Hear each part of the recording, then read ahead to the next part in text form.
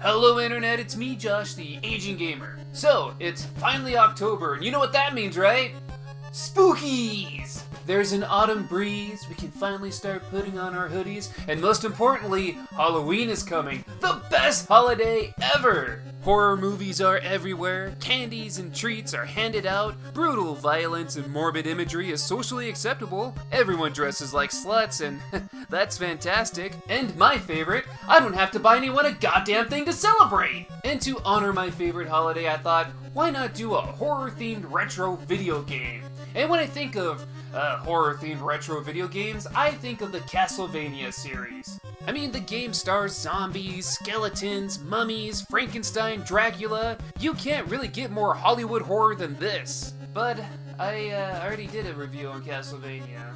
Well, here's the next best thing. Ladies and gentlemen, this is Castlevania II, Simon's Quest.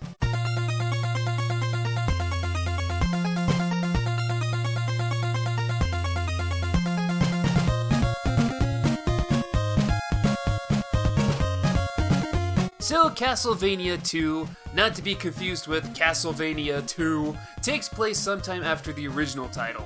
Simon Belmont suffered some serious battle wounds during that final battle against Dracula that left him cursed. Cursed how?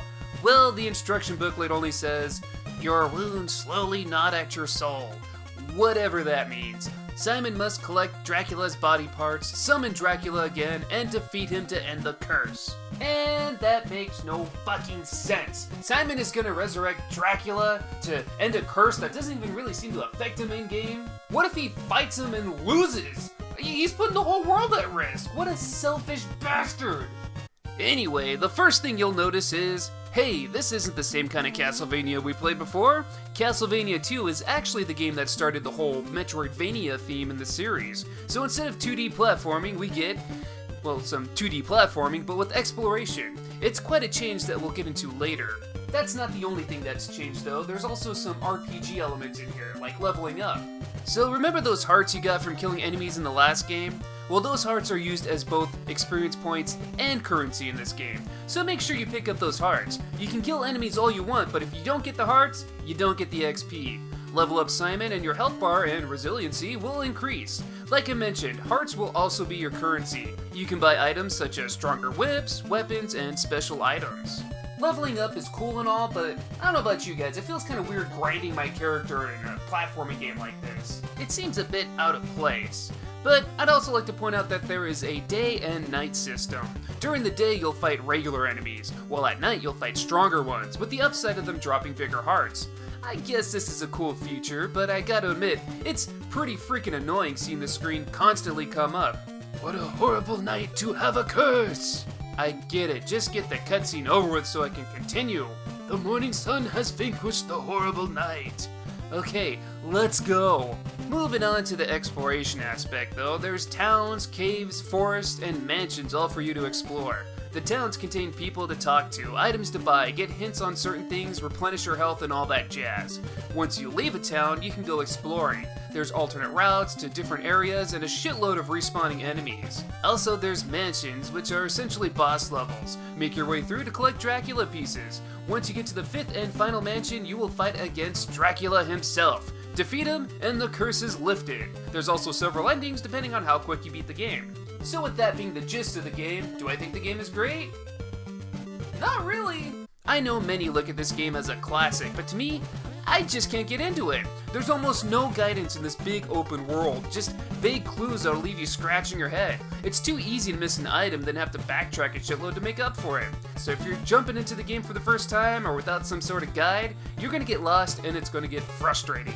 Some will say that's part of the fun, and to that I say, this game has more faults than that. Bringing it up again, the level up system is just lame. You're gonna have to grind unless you want to have an even more miserable time playing. And the worst part about it is that if you happen to lose all 3 of your lives, you will lose all your current XP. Yikes! And with how easy it is to die from, say, cheap hits or knockback, it can make you go crazy! Some of the enemies can have cheap patterns as well. On the upside, if you get a game over, you can start right from where you die. However, if you want to take a break and return later using the password system, you're gonna have to start from the very first town again. Ugh. It's worse enough that you have to explore the world with a slow-moving, shitty-jumping Simon Belmont, but just nothing comes easy in this game.